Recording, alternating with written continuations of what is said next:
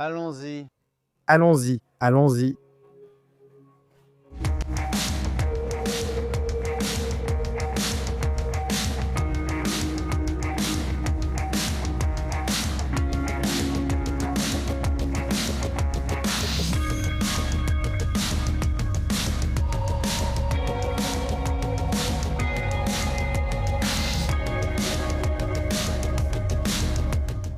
Alors, il y a un outil pour prélever des mottes de gazon. J'ai apporté mon outil pour prélever des mottes de gazon au cas où on en aurait besoin. Je me suis dit que pour des petits endroits comme celui-ci, donc je suis un peu curieux de savoir ce qu'il y a là-dessous. Des pierres?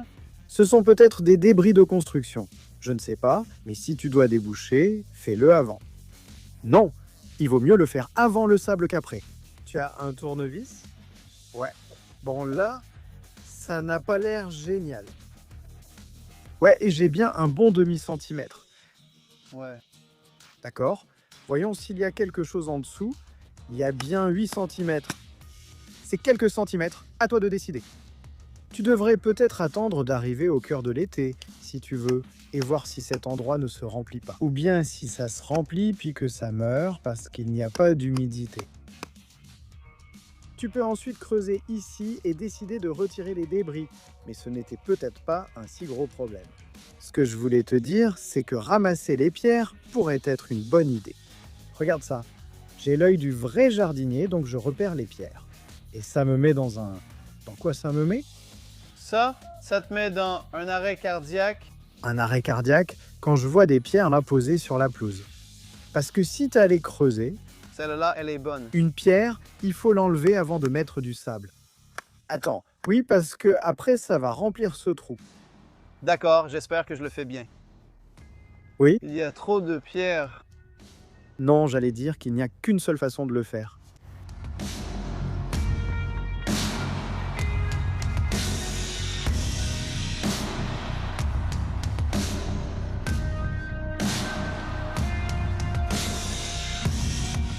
Alors, on va faire un petit déballage ici.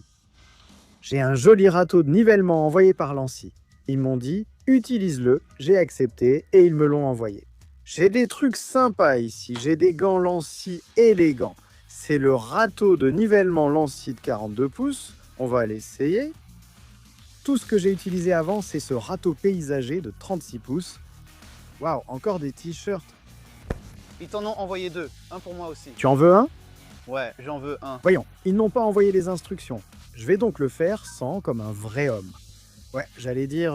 Ouais, de toute façon, est-ce que tu aurais lu les instructions? Non, en fait, car je ne lis pas les instructions. Je ne sais pas lire. Ah oui? Je lirais les instructions si je savais lire. En fait, c'est plutôt cool. Ça se replie exactement au même endroit quand tu veux. Laisse-moi regarder et voir ce qu'il y a dessus. Ok, attends, regarde ça. C'est une compétence sympa, Plante Daddy peut regarder un boulon ou un écrou. Ok, mais et deviner la taille. Je dois savoir si c'est fabriqué aux États-Unis ou à l'étranger parce que c'est soit en métrique, soit non. Ne me dis pas ça, donne-moi juste la réponse.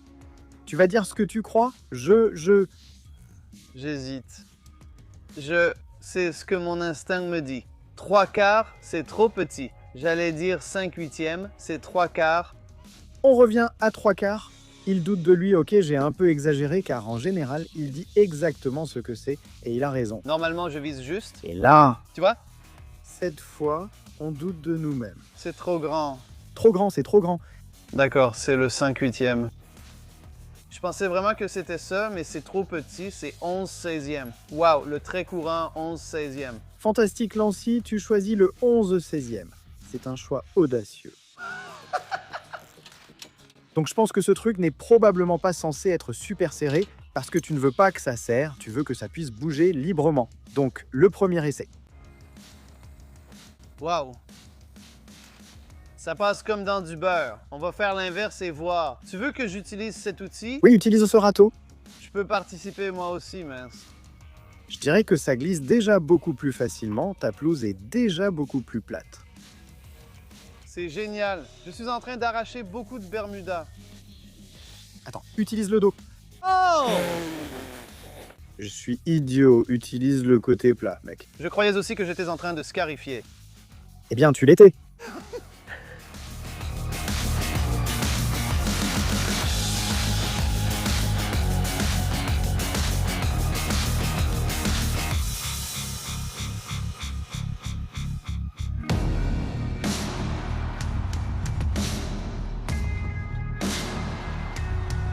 J'essaie de parler, mais tu fais du bruit. Il se plaint de quoi, ce gars? De l'humidité? On n'a même pas encore 90 degrés ici, dans le nord de l'Arkansas. Le nord-ouest est un endroit différent. Le nord-ouest de l'Arkansas diffère du reste de l'État.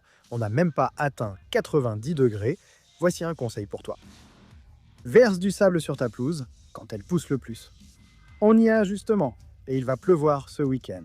Cela peut être positif ou non selon ton point de vue. Si c'est une bonne quantité de pluie, ce sera bien. Si c'est une mauvaise quantité de pluie, ce sera mauvais. Eh bien, C'est quoi une mauvaise quantité de pluie, Jordan? beaucoup trop de pluie qui fait que tout ce sable se retrouve sur les côtés. Ici, on n'a pas encore fertilisé.